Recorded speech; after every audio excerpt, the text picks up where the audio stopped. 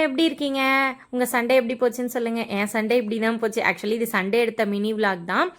இன்ஜினியரோட wife யாரெல்லாம் இருந்தீங்கன்னா அவங்கெல்லாம் கண்டிப்பாக கமெண்ட் பண்ணுங்கள். பிகாஸ் அவங்களுக்கு தான் மோஸ்ட்லி இந்த வீடியோ ரிலேட்டட் ஆகும் அப்படின்னு நினைக்கிறேன். சண்டே அப்படின்னாலே நம்ம மைண்டில் ஃபஸ்ட்டு என்ன வரும்? பொறுமையாக எழுந்திரிக்கலாம், நான்வெஜ் சாப்பிட்டுட்டு நல்லா தூங்கிட்டு ஈவினிங்கோ ஆர் மதியமோ எழுந்து பொறுமையாக எங்கேயாச்சும் ஹஸ்பண்ட் கூட அவுட்டிங் போகலாம், வெளியே போகலான்னு இருக்கும். பட் என் சண்டே மோஸ்ட்லி எனக்கு அப்படி இருக்காது.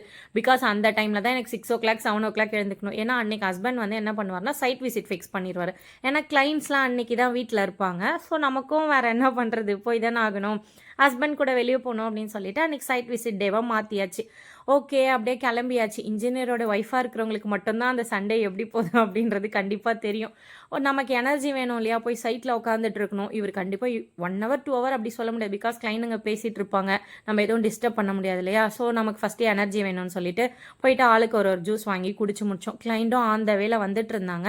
சரி, நம்ம அதுக்குள்ளே போயிட்டு என்னெல்லாம் ஒர்க் அங்கே போயிட்டுருக்கு, என்னெல்லாம் பண்ணிட்டு இருக்காங்க அப்படின்னு செக் பண்ணிடலான்னு போயிட்டு இருந்தோம். ஆக்சுவலி கம்பிலாம் கட்டிட்டு இருந்தாங்க, அதெல்லாம் ஹஸ்பண்ட் செக் பண்ணிட்டு இருந்தாங்க. நானும் என்னெல்லாம் ஒர்க் போயிட்டுருக்கு அப்படின்னு பார்த்துட்டு ஃபோட்டோஸ் வீடியோஸ்லாம் ஃபியூச்சர் நம்ம சைட்டுக்கு தேவைப்படுது இல்லையா? அதனால் அதெல்லாம் எடுத்து முடிச்சுட்டு இருந்தேன். வெளியே கூட்டிகிட்டு போய் ஏதாச்சும் இதை பாருமா அதை பாருமான்னு காமிப்பாருன்னு பார்த்தா அவர் சைட்டுக்கு கூட்டிகிட்டு போய் இங்கே நான் இவ்வளோ பல்ல எடுத்திருக்கேன், இங்கே வந்து நெக்ஸ்ட்டு காங்கிரீட் போடணும், இங்கே வந்து கம்பி கட்டணும், இதெல்லாம் என்கிட்ட சொல்லிட்டு இருந்தாங்க. நானும் அதெல்லாம் கேட்டுட்டு இருந்தேன். ஓகே, கிளைண்ட் வந்துட்டாங்க, கிளைண்ட் கூட பேசிகிட்டு இருந்தாங்க அவங்க. நான் போயிட்டு சரி ஓகே அவங்க பேசிகிட்டு இருக்கட்டும், நம்ம டிஸ்டர்ப் பண்ண வேணாம்னு நான் போய் உட்காந்துட்டு சும்மா ஃபோன் நோண்டிட்டு இருந்தேன்.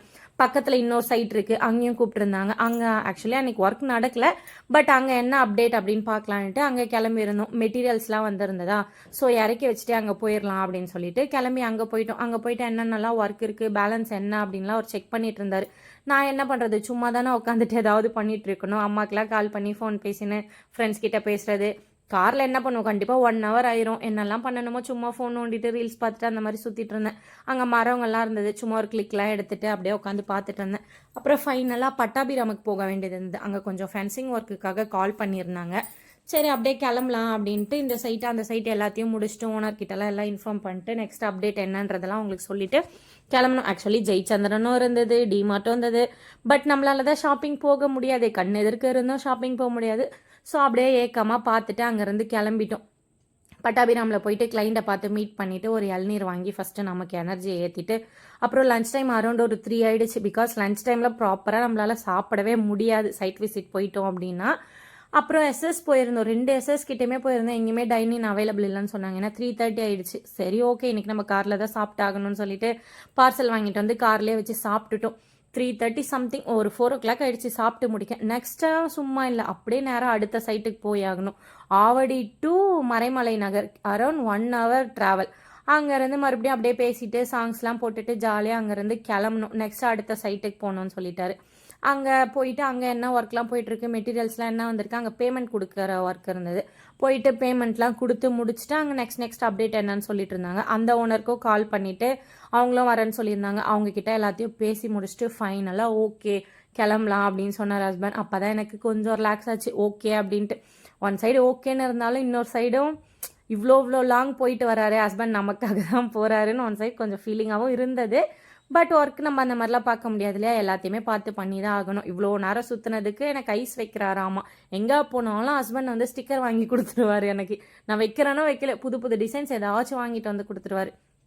கொஞ்சம் கிராசரிஸ் வாங்க வேண்டியது இருந்தது.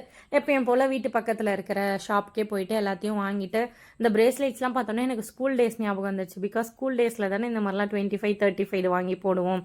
மேஷ்மெலோ பிடிக்காது, பட் இருந்தாலும் அது செம க்யூட்டாக இருந்ததா, சரி வாங்கிட்டு வந்து வச்சுப்போமே அப்படின்னு சொல்லி. அன்வான்ட் செலவு தான், பட் இருந்தாலும் அது க்யூட்டாக இருந்ததா, ஸோ அதனால் எடுத்துகிட்டு ஐஸ்கிரீம் இல்லைன்னா ஃபுல்ஃபில்லே ஆகாது நமக்கு. ஐஸ்கிரீம்லாம் வாங்கி முடிச்சுட்டு வீட்டுக்கு அப்பாடா அப்படின்னு வந்து உட்காந்தோம். கரெக்டாக அப்பா அம்மா கால் பண்ணாங்க. ஆக்சுவலி அப்பா அம்மா அன்றைக்கி வரதா இன்ஃபார்ம் பண்ணியிருந்தாங்க. நாங்களும் கரெக்டாக அப்போ தான் வந்து முடித்தோம், கால் பண்ணிட்டாங்க. சரி ஓகே, நான் வந்து காஃபி மட்டும் போட்டு கொடுத்தேன் ஹஸ்பண்ட்க்கு. காஃபி குடிச்சிட்டு உடனே போய் ஓகே நான் பிக்கப் பண்ணிட்டு வந்துடுறேன் அப்படின்ட்டு போயிட்டாங்க. நான் முன்னாடியே இன்ஃபார்ம் பண்ணிட்டேம்மா இன்றைக்கி சைட்லாம் போயிடுவேன் அப்படின்னு சொல்லிட்டு. அம்மாவுக்கு எப்படின்னு தெரியும், பாப்பா டயர்டாக தான் இருக்கும் அப்படின்னு சொல்லிட்டு அம்மா வீட்டிலேருந்தே ஃபுட்டெல்லாம் எடுத்துகிட்டு வந்துட்டாங்க. ஆக்சுவலி எங்கள் அம்மாவுக்கு செம்ம கால் வலி, பட் இருந்தாலும் இன்னைக்கு வரைக்கும் எனக்கு தெரிஞ்சு மேரேஜ் ஆனதுலேருந்து இப்போ வரைக்கும் எங்கள் அம்மா வந்து மாவு வந்து வீட்டிலேருந்தே அரைச்சி எடுத்துகிட்டு வந்துடும். எப்போல்லாம் இங்கே வர சான்ஸ் இருக்கோ அப்போல்லாம் கண்டிப்பாக மாவு அரைச்சி எடுத்துகிட்டு வந்துடுவாங்க. கோவில் சம்மந்தப்பட்டமாக ஒரு சின்ன எலும்பிச்சை பழம் கொடுத்தா கூட அம்மா இங்கே வர ஒர்க் இருந்துச்சுன்னா அதை வச்சிருந்து கண்டிப்பாக எடுத்துகிட்டு வந்து எனக்கு கொடுத்துருவாங்க. அப்பா வந்து பூ வாங்கிட்டு வந்தார். என்னதான் ஹஸ்பண்ட் வாங்கி கொடுத்தாலும் அப்பா வாங்கி கொடுக்குறாரு அப்படின்னாலே அது நமக்கு ஒரு ஜாலி தானே. மாப்பிள்ளைக்கு பிடிக்கும் அப்படின்ட்டு அம்மா அங்கேருந்தே கலக்கெல்லாம் வச்சு எடுத்துகிட்டு வந்திருந்தாங்க. மாவெல்லாம் எடுத்து பேக் பண்ணிவிட்டு வீட்டில் இருந்தால் அன்றைக்கி சாப்பாடெலாம் எடுத்துகிட்டு இருந்தாங்க. அமாவாசை கும்பிட்டு இருந்தாங்க வீட்டில். ஓகே, அமாவாசை சாப்பாடு சூப்பராக நல்லா சாப்பிட்டு முடிச்சிட்டோம்.